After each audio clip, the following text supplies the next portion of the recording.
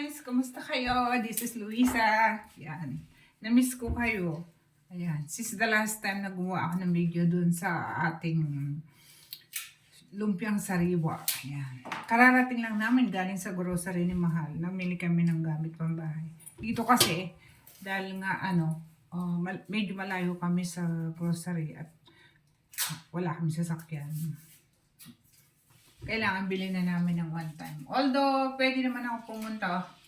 Kaya lang, medyo mabigat yung mga pinamili namin. So, yun na. I-arrange ko na sa ref.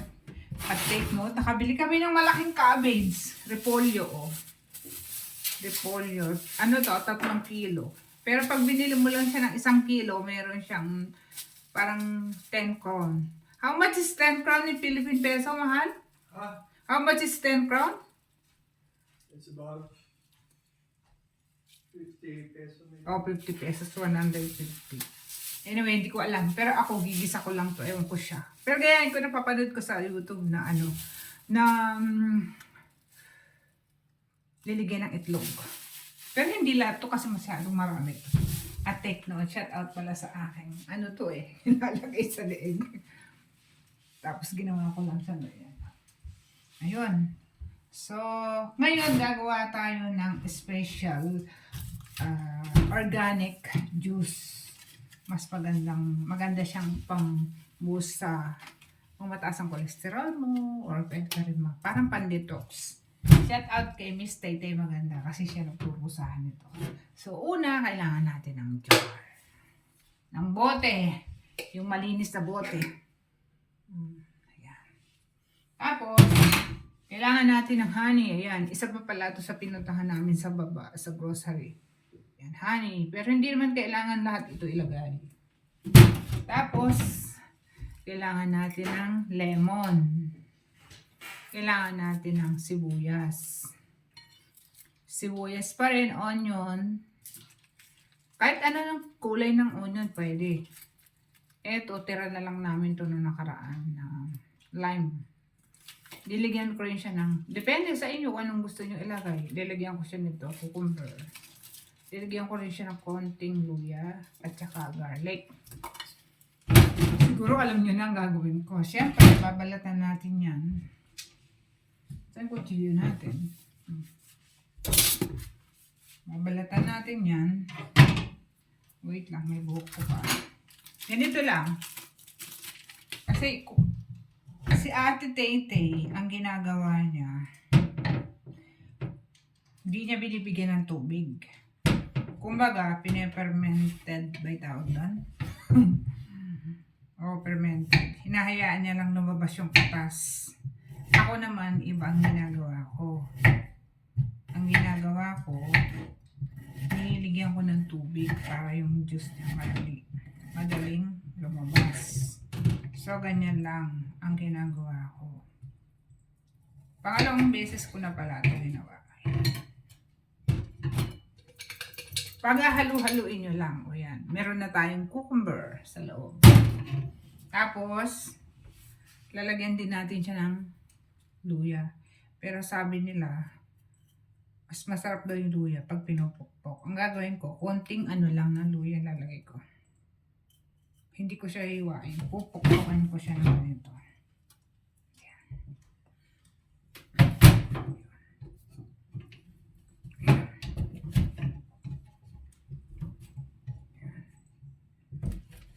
Kahit mamaya po pwede na ito. Yan. Luya. So, yung luya yan. Yun, nilagay ko yung luya. Lagyan din natin siya ng bawang.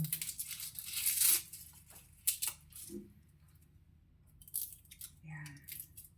Gawin nyo rin ito pampadetox. Nung unang ginawa ko to, sabi ni ate, kahit wala raw tubig, kaya accidentally nalagyan ko siya ng tubig.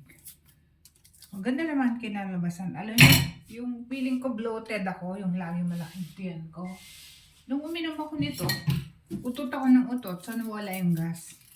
Ay di ba nga pag lumalabas kami, umiinom ako ng minsan ng beer. Pero hindi naman madalas.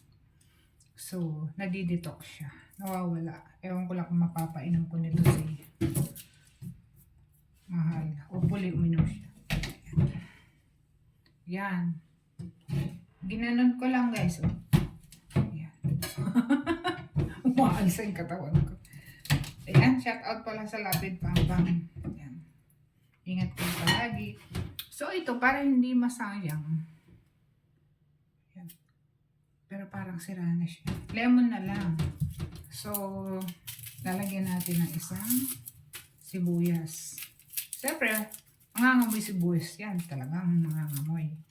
Pero pagkatapos mo na lang uminom, buka na lang mag-toothbrush or something. Kasi ang titingnan mo naman dyan, yung benefits na makukuha mo doon sa gagawin mong organic na juice. Ako kasi pag alam kong mga organic, wala. Okay ako dun eh. Wala akong kontra. Lalo't alam ko magandang benefits sa sa katawan. Nako. Dati nga yung nung nasa Macau ako, dinurog ko tong sibuyas. Then, nistay ko siya for how many days. Binabad ko siya sa olive oil. Pwede nung in-apply ko para akong amoy ang het. So, ayan ang sibuyas. Itong pula, gagawin kong 4 na hiwa. Yan. Pero na nakaraan, pa-round ko siya hiniwa. Pero this time, ganito. Depende naman sa gusto mo yan, kung anong klaseng shape. And last, yung ating lemon. Kalahati lang ang ilalagay ko para magamit ko pa yung kalahati bukas. Ako kasi pag nilagay ko yung lemon, hindi ko nilalagay lahat ng balat. Ganito ginagawa ko. You gonna? Where? On there. Pale? Okay. You have key? Okay. See you in a bit. Lalabas daw si Mahal. And then, ito yon. Hihiwain ko to ng pa-round. Then, para yung katas niya ba? Yun. Naamoy ko na. So, ito yun. Lalabas daw siya. So, ito yun. Imimix ko lang siya. Nangasim ako. Yun. Ito na siya. Nakita nyo? Yan. Tapos, lalagyan natin siya ng honey. So, yung honey ang magpapatamis sa kanya. Pero hindi mo naman siya liligyan ng pagkadami-dami. Yan. Honey.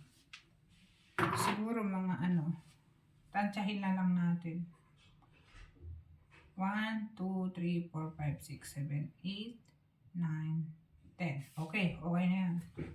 Yung isa nga palang magandang tips. Alam nyo ba dito sa Sweden, hindi kami nagbabayad ng bill ng tubig. Libre ang tubig sa kanila. O maganda, di ba? At the same time, pwede mong inumin ng tubig direct from the faucet. O, di ba? Pack.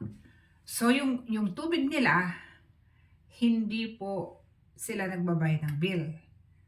Libre yan ng government. At nagtataka din ako, nung dumating ako dito, hindi rin ako kinabag or alam mo yon yung sumakit yung tiyan ko. Kasi sa Pilipinas, naalala ko yung mga kapatid ko pag dumarating, nagpapabili pa kami ng mineral water kasi nga, pag uminom sila ng tubig from grapo, kumukulo yung tiyan nila. Even though si Mahal nung hindi pa ako nakakapunta rito, pag uuwi siya ng Pilipinas, laging ganon. Kasi kumukulo yung tiyan niya. But the good thing is, dito hindi po. Libre na tubig, malinis pa. Yun, na-share ko lang. Ayan, lagyan na natin ng tubig. Ay, inuulit ko pala. Ito po, pwede po hindi nyo lagyan ng tubig.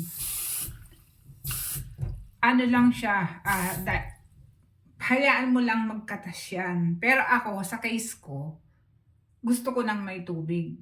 Ayan. gusto ko na may halong tubig kasi parang hindi ko kayang anuhin ng puro-puro siya. So, and then tatakpan ko siya. Ayan. Tatakpan natin siya. Nagtira pa ako ng the rest para bukas.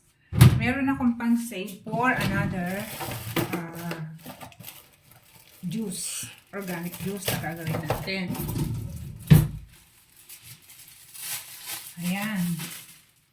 Ito, tinira ko pa to. Magagamit ko pa to for later. At the moment, ito lang muna. So, ayun na yun. Napakasimple, di ba? Pero organic yan. Yung mga benefits na maibibigay nito sa'yo, marami. Cholesterol, anti-cancer, pampababa ng uric acid, detox ng katawan. Katulad namin umiinom, kailangan mag-detox din kami paminsan-minsan. Siguro bago ako matulog, iinom ako nito. Then, basta marami siyang pampawala ng kabag. O, di ba, yung mga mahilig dyan, laging feeling nila malaking tummy nila. Ako dati, ngayon wala na. So, yun lang. Pipicture ako para makita ko yung kagandahan ko.